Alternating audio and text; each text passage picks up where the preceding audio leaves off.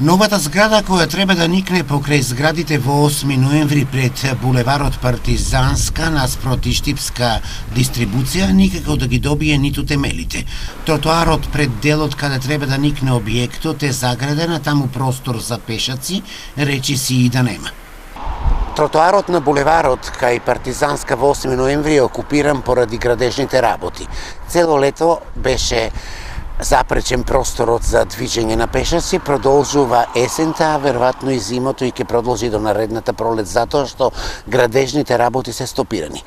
Пред зградите поради ископите за градба е натрупана земја. Стои и на делот пред тротоарот. До кога куповите ќе бидат таму, не се знае. Овде дупката за градба непосредно до зградите е ископана, но никакви градежни активности. Граѓаните се жалат дека кога дува ветар, земјата поради градежните работи влегува небаре во нивните станови.